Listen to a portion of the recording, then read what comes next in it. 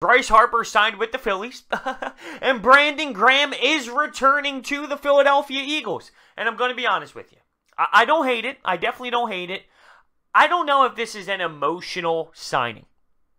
He's getting up there in age, right? 30, 31. We signed him for 3 years, so it's not crushing. It's not long-term. 3 years, $40 million. He's going to be getting $27 million in the first 2 years.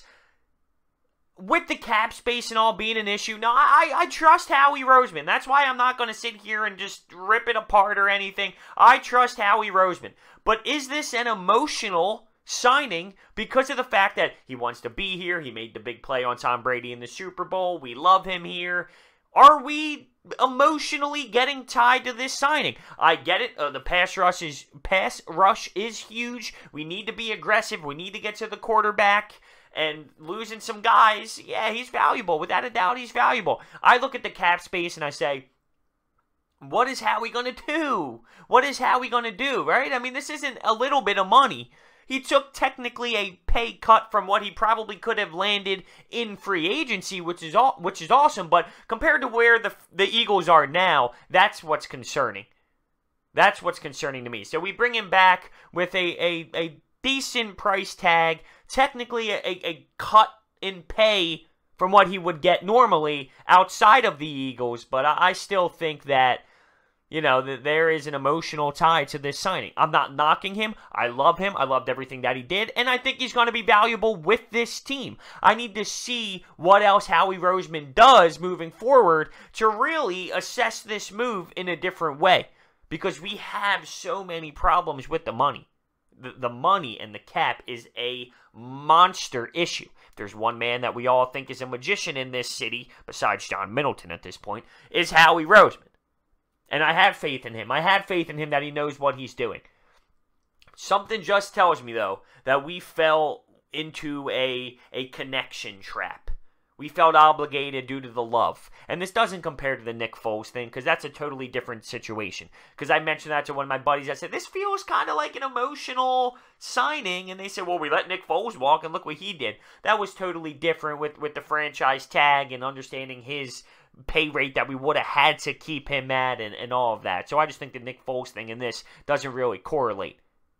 I'm not bashing the move. I think it has value. It definitely has value.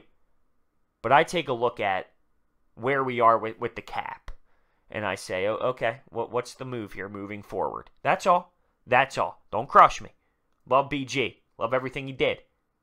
He's getting up there in age, 30, 31, 32 we're playing with now. And it's not like he had the best productivity last year. Now, you look at 4 sacks, and that doesn't really tell the story because he's not someone who just gets to the quarterback a million times. He's annoying to play against. He gets in your face. It doesn't always relate to getting to the quarterback. And last year we saw that with him only getting 4 sacks. But if I remember correctly, he wasn't a beast and thriving early on the season, just like the defense as a whole. And it kind of got him a little bit to get going until the Eagles, as a team, got to the quarterback. So he's very disruptive. As Philly.com was talking about, his 42.5 sacks are 7th most in franchise history, and he had 61 tackles for loss, 12 forced fumbles since 2014, and obviously his most famous thing is the big strip sack on Tom Brady in the Super Bowl.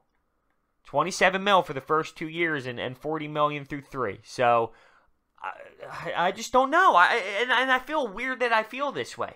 I don't know. It doesn't feel right that I feel this way. And I hate to always compare things to the Patriots. Everyone does that, right?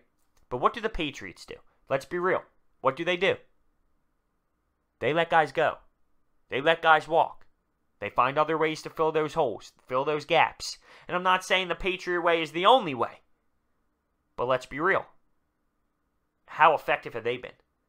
And I just take a look at Brandon Graham and I say, Now, he's a great player. I don't want to sit here and bash it. I'm not upset with it. I just question it. And there's a big-time difference. I'm not upset with it. I think he would be great for this team. He's a great asset, veteran, And we can attack the draft differently now, so that plays a big factor. But we're also going to have to worry about this cap space and cutting guys and letting guys go, too. But I look at Brandon Graham and I say, is this a player where maybe letting him walk is the move due to the age and getting up there and the productivity of it? Let me know what you think in the comments section down below. Call me crazy. I'm sure there's going to be a lot of people that disagree with me, and because of the name, they get emotionally tied as well. But I see this differently than most people. I know a lot of people are very happy about it. I hear all kinds of news. Yeah, Brandon Graham's getting back, and I know Brandon Graham wanted to be back, and I get all that. I understand completely. He wanted to be here. His family wanted to be here. You saw the emotion at the end of the season last year when he came into the locker room and hugged all the media people, hugged all of his teammates. Listen, that is a true guy that I would want in Philly when he's here playing during his tenure. Something tells me upper management fell in love with the guy. Fell in love with the guy. And decided to pay him a decent amount of change that we don't really have right now. So that's where I stand on this. Yeah, I'm starting to get excited now. I mean, I'm pumped about everything, and I always talk about this. The Sixers, Phillies, it takes me away from the Eagles, and especially with Bryce Harper. This is the storyline, biggest signing in Philadelphia free agency history. But now we're going to start to see moves get made. Now we're going to start hearing some noises on some pieces moving.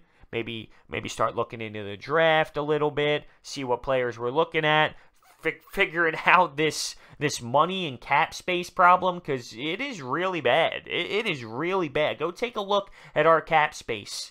Go take a look at who's on the books. You look at Jason Peters. What are we going to do in that situation?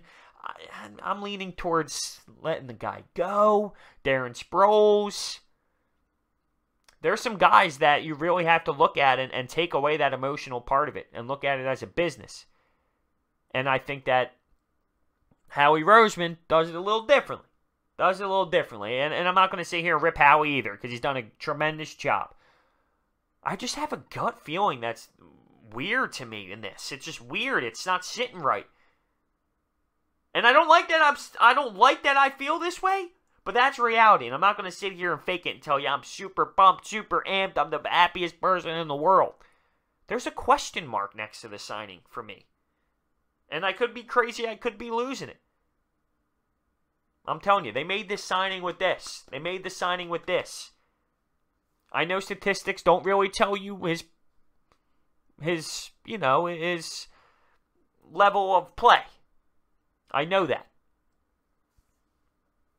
I'm looking at age, I'm looking at money, and I'm looking at our cap space. And I could probably do without Brandon Graham this offseason. And with that being said, you know what's going to happen? Brandon Graham's going to make the season-changing play week 10 of the season. And everyone's going to say, bro, you're an idiot. Without you, if you made the decision, he'd be gone, and we would have been up this. And, with my luck, maybe.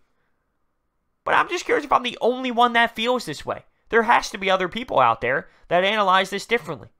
If we had all the cap in the world, but it's because of the situation we're in now. It's because I look at Howie and other moves he has to make. But I got trust in him. If there's anything that Howie showed me, it's trust. Trust. He makes the right moves. He makes it special. He makes it happen. So we're just going to have to wait and see how this all plays out. But I'm excited to kind of see where the Eagles go rebuilding this thing. It's a lot of hard work. This isn't going to be an easy offseason. There is going to be some serious moves that have to be made, some tough decisions that have to be made. And I'm looking forward to seeing how this staff does and how they put it together. Because I think right now in Philadelphia, you take a look at everybody front office-wise, and everyone's pretty good. Everyone's pretty happy right now. I don't know with the Chuck Fletcher thing with the Flyers, but you take a look at Howie, you take a look at Elton Brand, you take a look at Clentac and Middleton.